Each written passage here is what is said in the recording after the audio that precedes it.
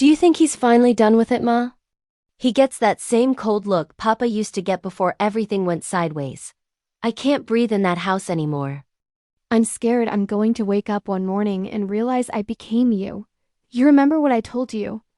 Last year, everything in place, passport, the account. The lease, all of it, keep your voice down. These walls remember everything. You know what your father was like when he heard something he wasn't supposed to? A year of quietly assembling an escape, a secret account growing in the dark. A lease on an apartment 3 states away, and a husband standing 6 feet from a cracked kitchen door. Hearing every word, saying nothing at all. But from that moment on, nothing in my world would ever be the same. What was really inside that account? And who the actual danger in this story turned out to be is about to come to light. And it isn't who you think. My name is Dominic Caruso. I'm 48 years old, and for most of my life, I've operated by one simple principle. A man who talks about what he carries hasn't earned the right to carry it. He just carries it.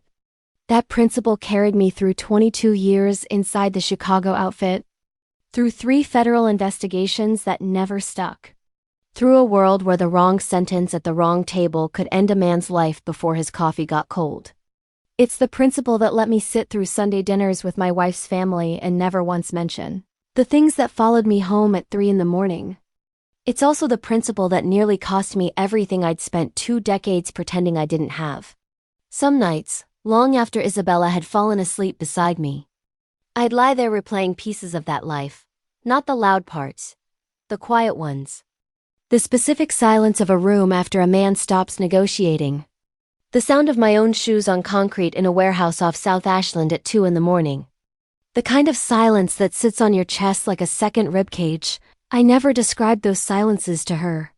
I told myself that keeping them out of our bedroom was the same thing as protecting her from them. I understand now those were never the same thing at all. On a Wednesday afternoon in late October, I sat in the back office of Caruso and Associates, a logistics and consulting firm I'd built on Taylor Street over the previous 6 years. The legitimate face of a life I'd been carefully dismantling piece by piece. On my desk was a contract I'd just closed, a distribution agreement with a regional supply chain. $410,000 in annual revenue. The cleanest money I'd ever earned, the biggest win of my second life. Folded in the inside pocket of my jacket was the reason I'd called a divorce attorney that same morning. A bank statement I'd found only 3 days earlier. For an account I never knew existed, my wife's name was on it. So it was a balance of $63,000. Sit with that for a second. A man who spent 2 decades inside one of the most secretive organizations in American history. Who could read a room the way another man reads a newspaper. Who once ran a crew of 14 men who followed his instructions without ever needing to be told twice. And I never saw this coming. Not even a little. But here's the part that still keeps me up some nights. That account wasn't the strangest thing I found that week. It wasn't even the most painful thing. Before I tell you how a man who once made people disappear for a living got blindsided in his own home, let me take you back to earlier that week, because by the time I called that attorney, my wife had already been engineering her exit for a lot longer than I understood. I just didn't know it yet.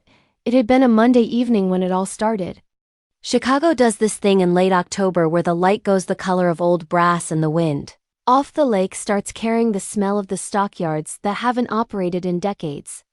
Like the city itself is remembering something it'd rather forget. I'd left the office around 7:15. Driven west on Roosevelt from Taylor Street with the window cracked the way I always did after a long day. A habit left over from years of needing to hear what was happening outside the car at all times.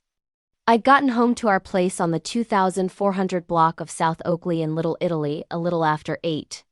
The porch light was on, which was unusual. Bella was meticulous about keeping the front of the house warm and lit. A habit left over from a childhood where a dark porch meant her father hadn't come home yet, and a lit one meant he had. And neither option was good. I let myself in. Hung my coat on the hook by the door, the same hook I'd used for 18 years. And stood a second in a kitchen that felt wrong. There was a plate on the counter wrapped in foil, bresaola, the way I like it. Slow cooked in Sunday gravy that had clearly been reheated.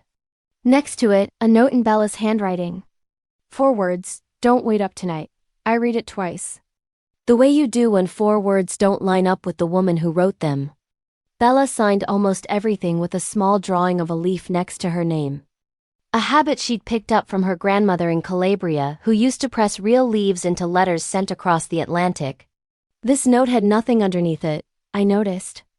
I let myself believe it didn't mean anything. 18 years teaches you how to read the weight behind 4 words the way another man might read a whole confession. I unwrapped the braccioli and ate it standing at the counter alone at 11 at night. Because some habits are older than the damage that grows alongside them. That's when I went looking, not out of suspicion exactly. More the same instinct that kept me alive for 22 years in a world where the thing you don't check is always the thing that kills you. Something in that house felt off. The way a room feels off when a curtain that's always drawn is suddenly shifted an inch to the left. I found it in the bottom drawer of the old walnut credenza in the front room. The one that had belonged to Bella's grandmother. Underneath old church bulletins and expired insurance papers was a folder I didn't recognize. Inside were years of my own records. Money transferred to Bella's mother, Carmela. For property taxes she could never cover alone. Cash sent quietly to cover the roof replacement on her bungalow in Melrose Park. Payments routed through a shell account I'd set up years ago for her medical bills. The dialysis treatments that Medicare didn't fully cover. The ones I never wanted Bella to know the real cost of because I knew it would break something in her. 7 years of numbers laid out in my own handwriting. Proof of everything I'd carried without ever once bringing it to the table. My hands stayed steady reading through it. The kind of stillness you drill into your body in a world where showing what you feel can get you killed. It wasn't till I closed that folder that something shifted in my chest, not a shake, not exactly. More like a door opening onto a room I'd kept locked for a very long time, and underneath all of it, near the bottom, was a statement for an account with Isabella's name on it that I had never seen before. Opened 11 months ago. Balance $63,000. I sat on the edge of that old credenza a long time that night, not angry yet. Just tired in a way that goes all the way down to the floor beneath you. I thought about every envelope of cash I'd quietly slid into Carmela's mailbox. Every medical bill I'd paid through a third party so it could never trace back to me. Every favor I'd called in from old contacts to make sure Carmela's Social Security review went smoothly. To make sure nobody looked too closely at the improvements on her property. To make sure her life stayed simple and undisturbed. I thought I understood my wife. I thought 18 years had taught me every corner of her heart. 3 days later, I sat in an attorney's office on LaSalle Street and had the papers drawn up, not out of rage, out of exhaustion. A man can only carry omerta so long before he starts to realize the silence isn't protecting anyone. It's just keeping everyone in the dark. I thought I knew my wife. Turns out I hadn't even scratched the surface. What I overheard 4 days after that at her mother's kitchen table in Melrose Park would tell me exactly how long this had really been coming. Sunday dinner at Carmela Romano's brick bungalow in Melrose Park had been a fixture of our marriage since the week Isabella and I got engaged. Sunday gravy simmering since 8 in the morning.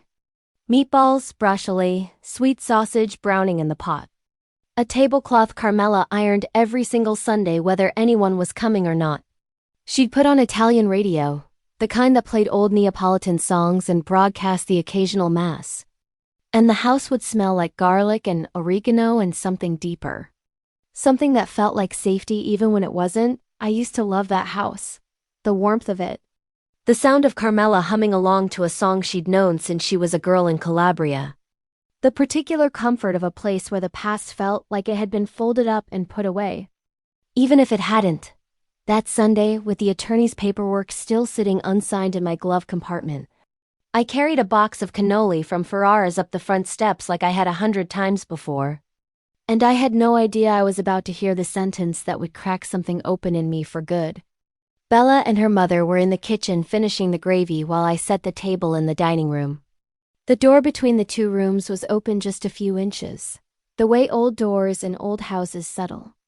And sound travels differently through plaster that's been standing since 1952. Soft but clear if you're standing in the right spot. He gets that same cold look Papa used to get, Bella said. So quiet, I almost missed it. Before everything went sideways, I'm scared, Ma. I stood there with a stack of plates in my hands and didn't move. The stack suddenly felt like it weighed something. It shouldn't. Behind me, Italian radio hummed low from the countertop speaker. Some man's voice singing Cor Ingrato, in a tone so aching and beautiful it felt like it was commenting on what was happening 15 feet away without knowing it. I remember thinking it was strange how warm a house could sound while something inside it was quietly coming apart. Carmela's response came back steady, unbothered. Like she was answering a question about the gravy. You remember what I told you last year, everything in place. Her hands never stopped moving over that pot. Stirring, tasting, adjusting the flame. Steady and practiced like a woman who'd rehearsed staying calm long before she ever needed to. Last year, not last week, not since I found that statement. A year, whatever this was, whatever conversation had put that fear in my wife's eyes when she looked at me lately. It had been in motion for 12 months before I ever opened that credenza drawer.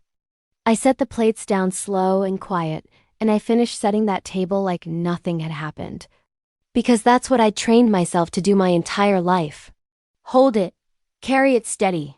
Don't let the room see what's underneath. Dinner was normal, Grace. The story about Uncle Sal's wedding that Carmela tells every year. The one where the best man fell into the cake. I laughed in all the right places. I drove us home. Roosevelt was quiet that night. The skyline glowing orange to the east, the expressway mostly empty. Bella sat in the passenger seat, scrolling her phone. And I gripped that steering wheel so tight my knuckles went white. Saying nothing because I didn't trust my voice not to give me away. My mind went back 4 years to a night I hadn't let myself think about in a long time. I'd been offered a seat at the table. Not a metaphor, an actual chair at the actual table. The one that sat in a private room in a restaurant in River North that most of you have eaten at, without ever knowing what happened in the back. A position that would have put me in control of operations across the entire South Side. The kind of authority a man spends 20 years building toward. I'd come home so charged I could barely get the words out. And Isabella had looked at me across the kitchen table with something close to terror in her eyes. My mother can't be left alone, Anais, she'd said. You know that? She has nobody else, and I'd walked away from it. No argument, no resentment. I called my contact the next morning and told him I was stepping back. I told myself, a man who chooses power over his wife's family doesn't deserve either one. I never brought it up again. Not once in 4 years because I thought love meant swallowing what you wanted for the sake of what she needed. Sitting in that car on Roosevelt Road, I wondered for the first time whether that sacrifice had ever even registered with her at all. We drove the rest of the way in silence, the kind that isn't empty so much as full. Full of things neither of us knew how to say yet. I watched the streetlights slide by outside my window, all that orange glow on concrete, and thought about how a man could stand watch over an entire city's shadow, economy for 2 decades and still not see the walls going up in his own home. When we got home, Bella went straight to bed. And I sat up in the front room with a cup of espresso going cold in my hands. I don't know exactly what made me open her laptop that night. It was sitting right there on the side table, unlocked the way it always was. Because we'd never had secrets between us. Or so I thought. Her calendar was full of appointments labeled only with initials. F, 4 p.m., every other Thursday going back 10 months. I recognized the name eventually from a business card tucked into her purse that I'd seen once and thought nothing of. Dr. Angela Fiore, a therapist with an office on Western Avenue in North Center. 10 months of Thursday afternoons my wife had never mentioned to me. Cash payments, according to a note in her notes app beside each date. No insurance claim, no paper trail a husband might trip over on a shared account. She'd been careful in a way that told me this wasn't about privacy. It was about making sure I never found out. I sat there with the cursor blinking on an empty search bar, throat tight, feeling like a man who'd spent his whole life reading other people's secrets and had finally become the one being kept in the dark. 18 years, and I'd never once needed to look through my wife's things to know what was in her heart. That night I didn't start. I just closed the lid. Quiet as I'd learned to close everything in my life. I closed the laptop and sat in the dark a long time. 4 nights later, the nightmares came back. They do that. You spend 2 decades in a world where the people standing next to you at dinner might be the same people planning your funeral by dessert. And your body learns a few things your mind would rather it forget. I woke up at 3 in the morning with my fists clenched and my heart hammering so hard I could hear it in my ears. My body was somewhere else, fighting something that wasn't in the room anymore. Isabella woke up. And the sound she made wasn't the sound of a woman startled by a bad dream. It was the sound of a woman who'd been waiting for this moment her whole life and dreading it. She was out of that bed and out of the front door before I had even fully surfaced. I heard her car start at 3:17 in the morning. She didn't come back for 2 days. When she finally did, she wouldn't quite meet my eyes. And she wouldn't tell me where she'd been. Though I already knew, Melrose Park, her mother's house. The place she always ran to when she needed somewhere that felt safer than the place she lived. I never raised my voice at my wife, not once in 18 years. Not once in 22 years before that. Whatever she saw in me during those nightmares wasn't me. It was a shadow from a world she'd never been allowed to see clearly enough to understand. The same world I'd walked away from so she'd never have to look at it again. I didn't know how long my wife had really been preparing to leave. And I didn't know how long her mother had known everything. The medical bills, the quiet exit from the life, the table I walked away from, all of it. While sitting across from me at that dinner table every single Sunday, smiling, asking me to pass the brachol. What happened 11 days later in a hospital room at 4 in the morning would answer both of those questions and open one I hadn't even thought to ask.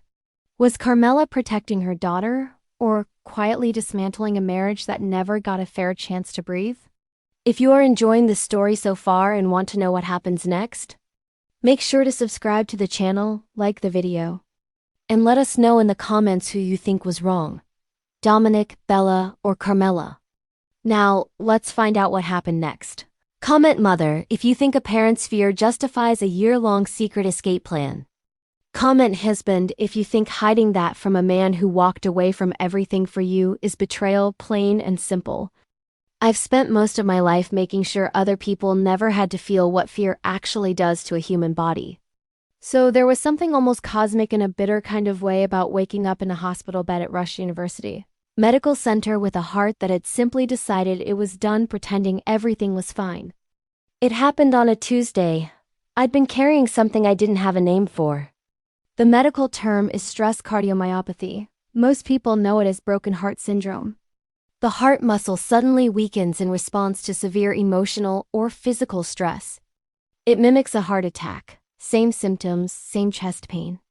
Same sense that the floor has dropped out from under you. But there's no blocked artery, no plaque rupture. Just a heart that has been running on adrenaline and suppressed fear for so long that it finally buckles under the weight of its own hypervigilance. I'd been at the office on Taylor Street when it hit. A wave of pressure across my chest that felt like someone had placed a bag of cement on my sternum.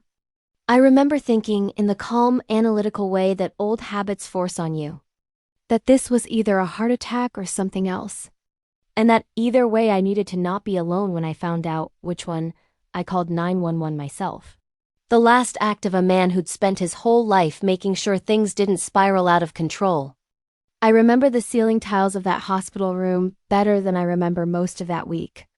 White panels with a hairline crack running through one of them in a shape that reminded me of the coastline of Calabria, where Carmela's family came from. I remember counting the crack's branches because it kept my mind off the monitors, and because it was easier than thinking about anything else. For a moment, my mind slipped backward, unbidden, to a different ceiling, corrugated metal, a single bare bulb. The smell of motor oil and something else underneath it that I still don't talk about. That memory surfaces sometimes on its own, uninvited. Whenever my body remembers what hypervigilance actually costs, I let it pass the way I always did. I counted ceiling tiles instead. Bella got there around 7 that evening. I heard her before I saw her. That particular sound of low heels moving too fast down a hospital corridor. And when she came through the door, her face just broke. She hadn't seen me like that in a long time, maybe ever, not really. I'd always been the one standing at the door with the keys, the one who checked the locks twice. The one who scanned the street before either of us stepped outside. The one who made her feel like nothing could get through as long as I was standing in front of it. Now I was lying flat under a thin white blanket with N4 in my arm and a cardiologist's notes on a clipboard at the foot of my bed. And for the first time in 18 years, she was looking at a man who couldn't protect anything, including himself. She sat down in the chair beside the bed and cried without trying to hide it. "I'm so sorry," she kept saying, though I didn't understand yet what exactly she thought she had to be sorry for. Her phone buzzed on the rolling table between us. I wasn't trying to look, but the screen lit up bright in that dim room, and the notification sat there long enough for me to read it before she grabbed the phone and pressed it face down against the tray. Safety plan. Reminder. Documents ready for attorney review Monday. My pulse didn't spike the way you'd expect. It went the other way, slow, controlled. The exact rhythm I used to slow my heart rate down to during situations where the wrong surge of adrenaline could cost you everything. Whatever was coming, I needed to hear all of it clearly. Not through the fog of my own reaction. Not a vague note, not a someday thought. Documents sitting on my wife's phone, prepared with an actual attorney. Organized the way you prepare a legal case. Not save a marriage. I didn't say anything right away. I just watched her face while she realized what I'd seen. Watched the color leave it the way it leaves a room when someone turns off the last light. "Bella," I said quiet. "What is that?" She was shaking by the time she answered, her hands wrapped around a paper cup of water like it was the only thing holding her steady. "I'm scared I'm going to end up living my mother's life," she said. "I've been scared of it for as long as I can remember. And, see, I didn't know how to say it out loud." She said that last part so quietly, it almost disappeared under the sound of the heart monitor beeping beside my bed. I lay there in that hospital bed and let that sentence settle over me like something with physical weight. And underneath the hurt, something else started rising to the surface. A memory I hadn't let myself examine too closely in years, Carmela's dialysis. The renal failure that had crept up on her slowly, quietly. The way everything dangerous in that family always did. 3 years of treatments at a center on Harlem Avenue. Paid for almost entirely out of an account I'd built specifically for situations nobody else was supposed to know about. I told the billing office to send every piece of correspondence to a post office box, not the house. I told Bella her mother's Medicare and supplemental plan had covered more than they actually had. I did it because I loved that woman like she was my own mother. Complicated as things sometimes were between us. And because I never wanted Bella carrying the weight of watching her mother's body fail while also drowning in the cost of keeping it running. I never told a soul. Not Bella, not Carmela. Beyond a card I'd slipped into her hospital bag during one of her overnight stays that she probably never connected to me. And now I was lying in a bed of my own, learning that while I'd been quietly carrying her entire family's survival without asking for a shred of acknowledgement, she had been quietly building an exit with an attorney. With paperwork, month after month, protecting herself, she said. From a version of me that existed only in her fear. Not in anything I had ever actually done. "I'm not your father," I said finally. My voice came out rougher than I meant it to. "I have never once raised a hand to you." "Not once, I know that," she said, and she meant it. I could see that she meant it.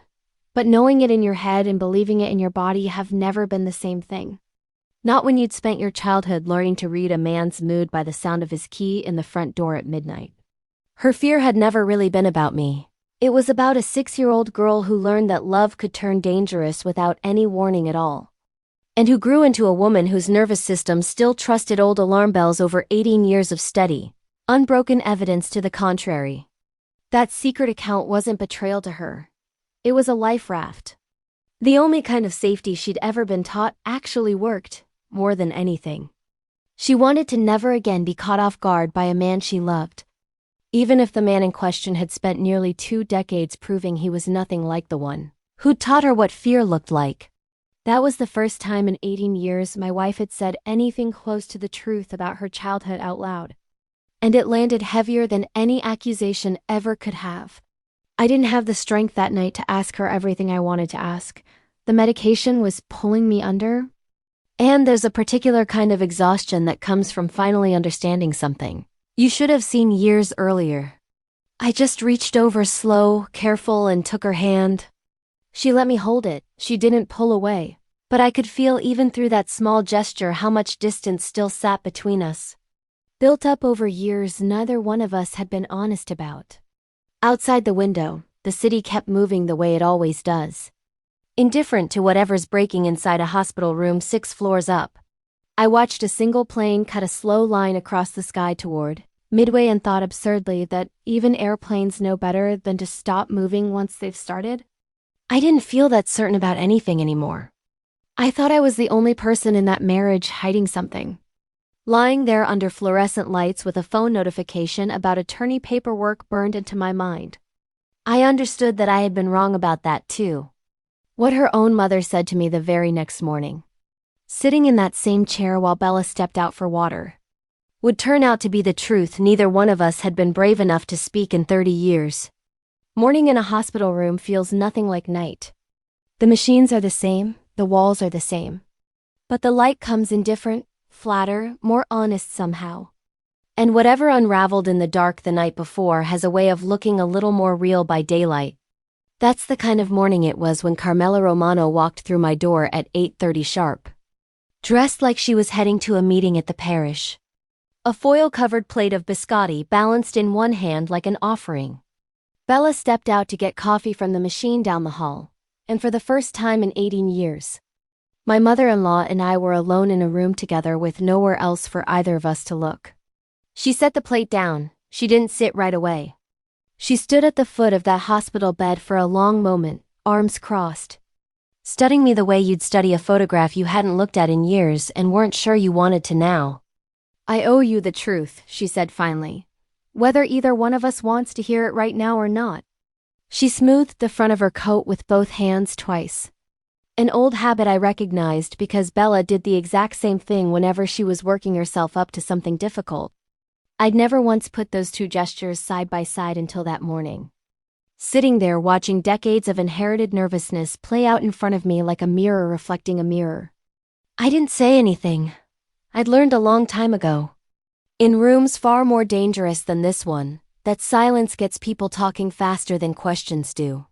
She sat down slowly in the chair Bella had been in the night before, and her voice, when it came again, had lost every ounce of the steel I'd known her by for 18 years.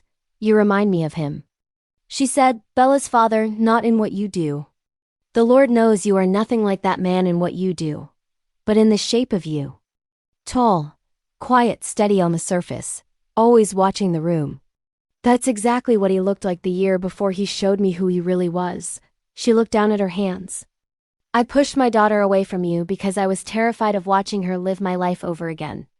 I have regretted that for longer than I can say it, Nicey. And I have spent the last year making it worse instead of better. She said it the way people say things they've rehearsed alone in a kitchen. In a car, in the dark at 3 in the morning. Words worn smooth from being turned over so many times they barely still cut going out. I felt something crack open in my chest that had nothing to do with the cardiomyopathy. For a second, neither of us spoke. Somewhere down the hall, a medication cart squeaked, rhythmic and ordinary. And I found myself grateful for it, proof that the rest of the world was still turning while mine rearranged itself completely. You knew, I said slowly, about the dialysis money. About me stepping back from the table. About all of it. Carmela's eyes filled. And for the first time since I'd known her. She didn't try to hide it. I knew all of it, she said. I knew you paid for 2 years of my treatments and told her Medicare covered it. I knew about the roof on my house. I knew about the table you walked away from before you ever told Bella you'd been offered a seat. She pressed her lips together hard. I told myself I was protecting her by keeping it quiet.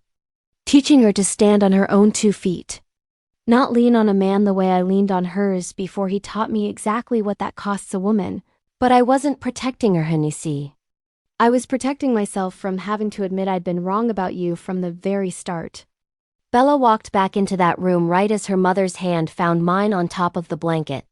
And she stopped dead in the doorway. This wasn't the same unraveling as the night before. That had been shock, quiet and cold. This was something warmer and harder in a different way. The sound of a family finally choosing to stop protecting each other from the truth. I watched something shift in my wife's face. Not anger, something closer to recognition. Like she was finally seeing two pieces of her life connect that had never been allowed to touch before. She didn't ask what we'd been talking about.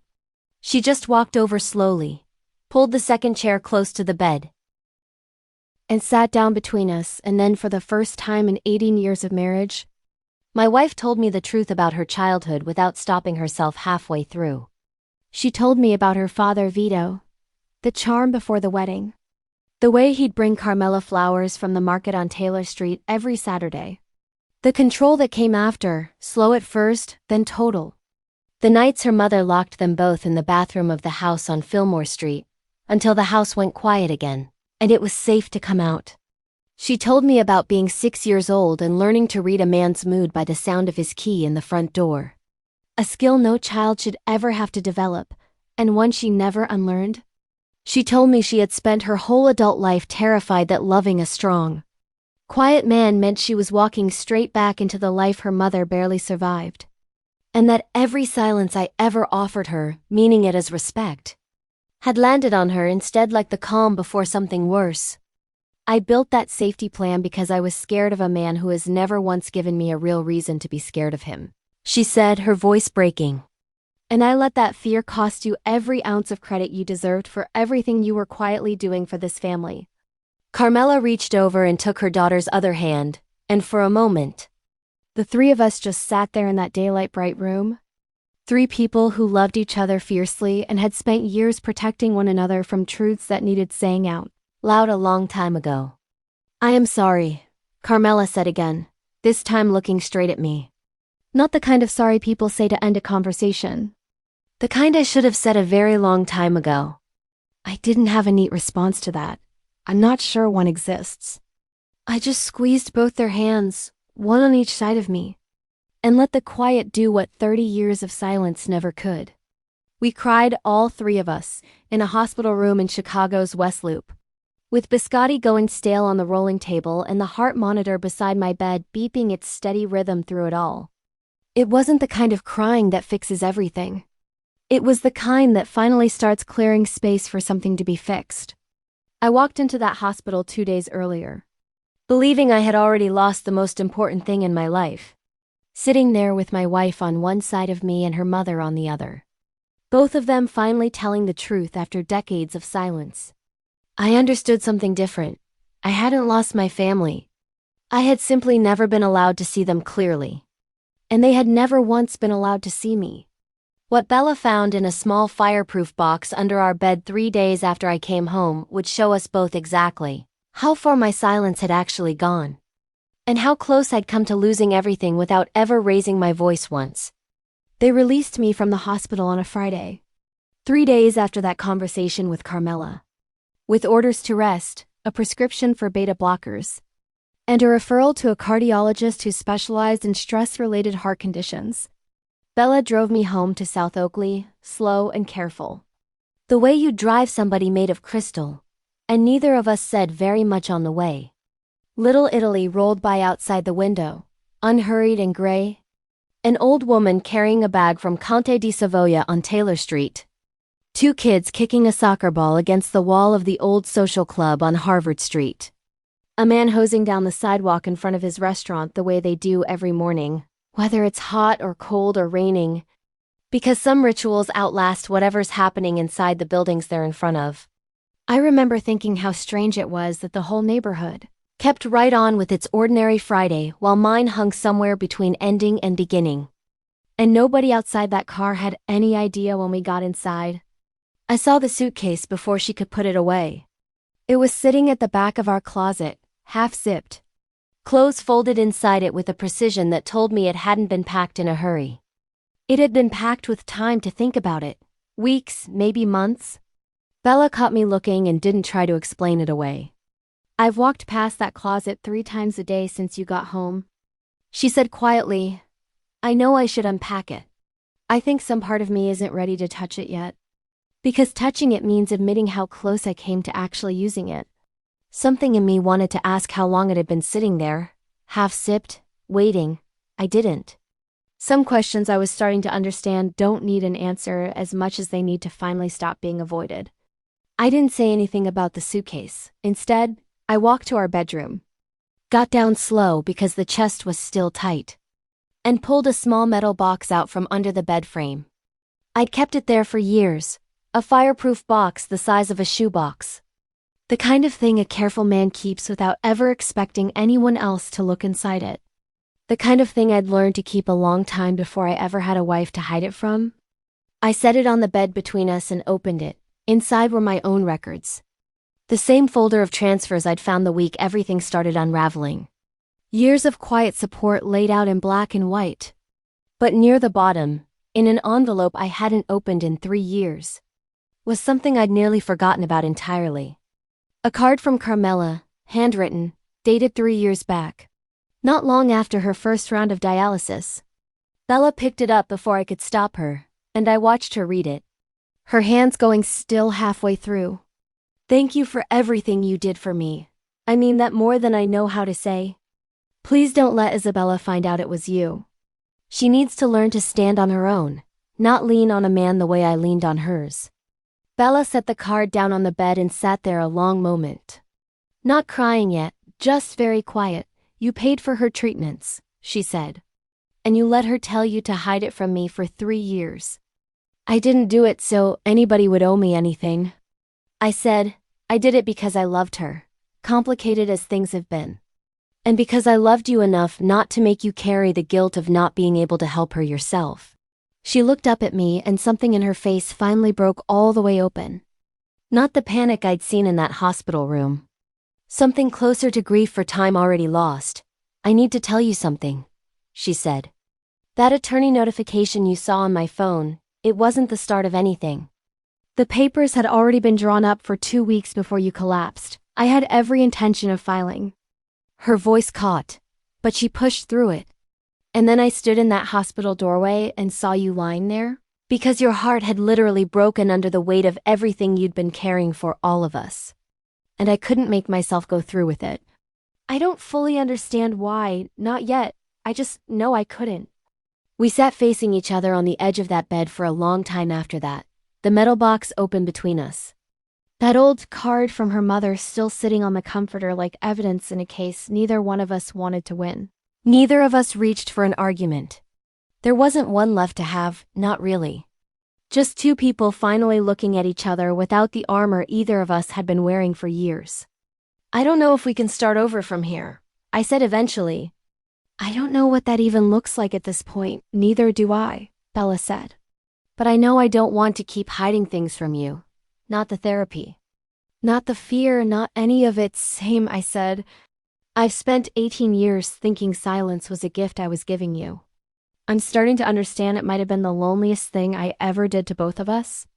We sat there a while longer, not talking. Just 2 people finally breathing the same air without bracing against it. It was such a small thing, breathing easy in the same room as someone.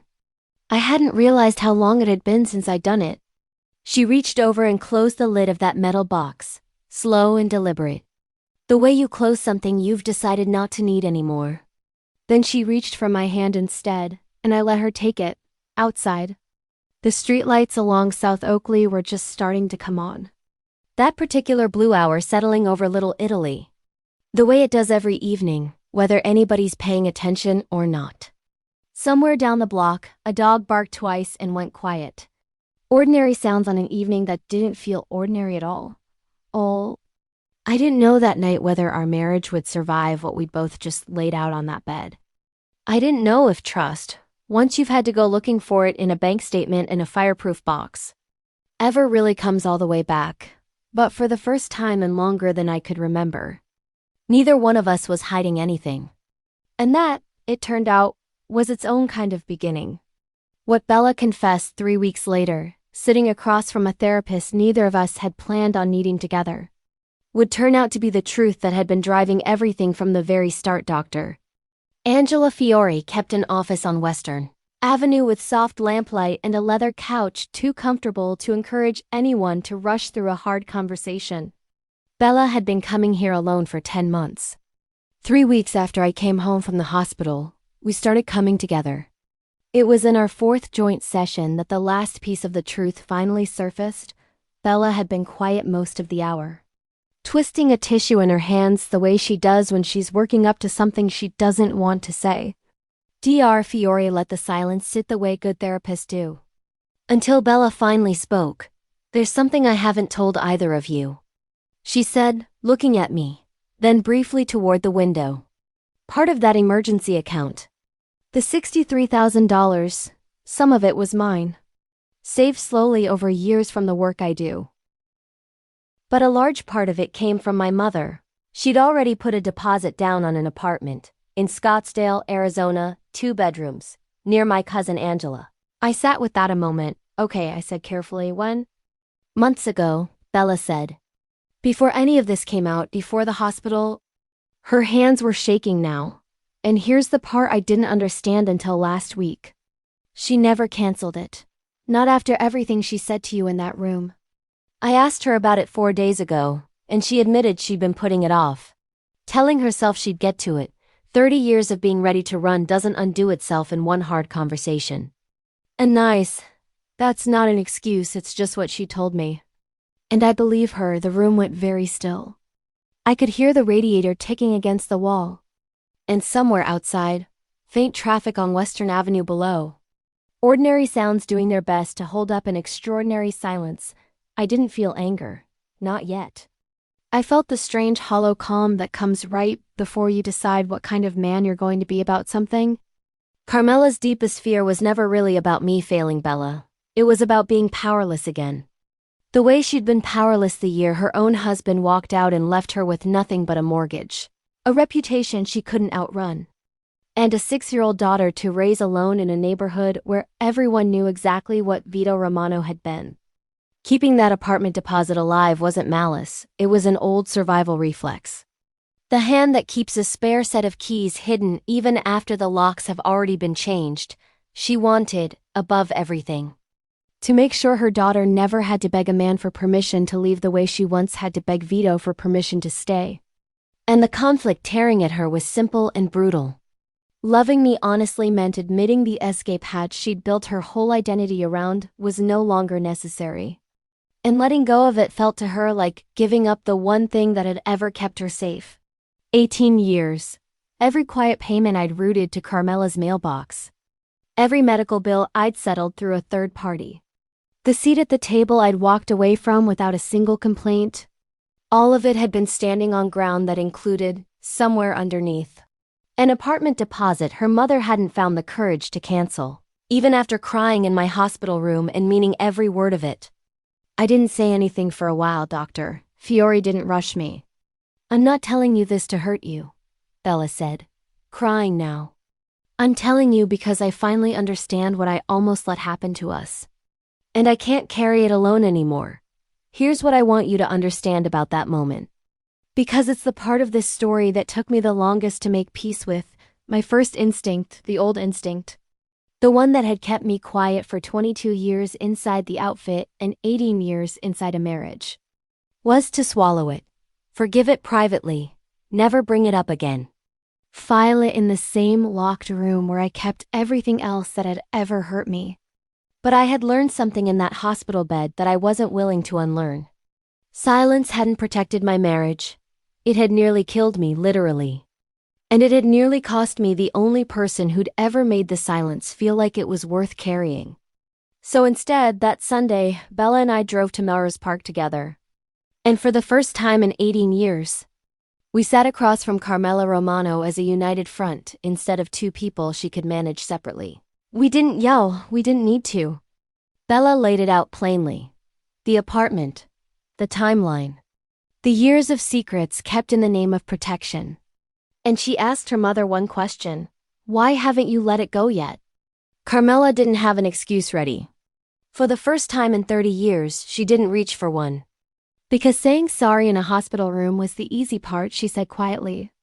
Actually letting go of 30 years of being ready to run means admitting to fear was never really about you. And it was mine. I kept that apartment as insurance against my own healing. And that's a hard thing for a woman my age to say out loud. She canceled the lease that week. She started her own sessions with a counselor near her parish in Melrose Park. And slowly, Sunday by Sunday, dinner at her house started feeling less like a performance and more like what it was always supposed to be. My wife and I still see Dr. Fiore every other week. Some sessions are hard.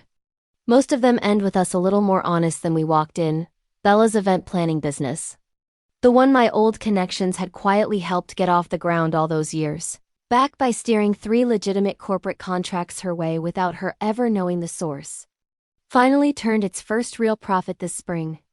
And she told me about it herself, out loud, at our own kitchen table. Instead of keeping it to herself the way we both used to keep everything. She showed me the numbers on a Tuesday night, spreadsheet glowing on her laptop screen. And I watched her light up over something she'd built herself.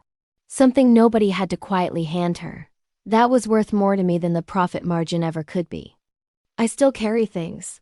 That's who I am, and I don't think that changes at 48. But I've learned the difference between carrying weight out of love and carrying it. Because you're too afraid to set it down and ask someone to help you hold it. That difference has made all the difference. Some Sundays now, when I drive us to Melrose Park, Carmela meets us at the door before we even knock. Tablecloth already on the table, Italian radio already playing. The gravy already on the stove. The same house. The same smells. But nothing in it feels like a performance anymore. It just feels like home, finally for all 3 of us.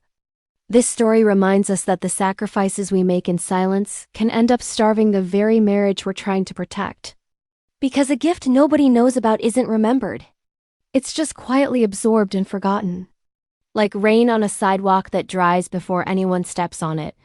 If there's a debt of love sitting unspoken in your own house tonight, an envelope slipped into a mailbox, a job you walked away from without saying why, a bill you paid through a name no one could trace back to you.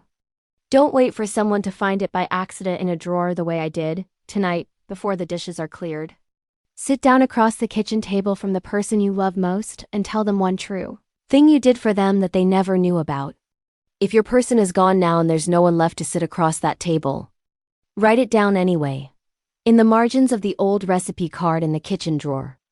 The one still written in her handwriting. So the people who love you find the true shape of your life instead of guessing at it after you're gone. And if you're a mother or a grandmother carrying an old fear the way Carmela carried hers for 30 years, don't wait for a hospital room to finally say it out loud this Sunday. Don't. Before you iron that same tablecloth you've ironed every week for as long as anyone can remember, call your daughter and tell her the real reason behind your worry, not the polished version, the real one. Truth spoken over an ordinary Tuesday supper does more healing than truth confessed only after somebody nearly loses everything. Written by a human with the eye as companion, it hopes to leave you with a warm feeling that even when wrongly judged or misunderstood, there are still people and good things quietly standing on your side. Production team, story and screenplay by Quinn Fun. Character development and visual conceptualization by Chris Nguyen. Video scripting and scene adaptation by David Nguyen. A passionate team dedicated to bringing this story to life.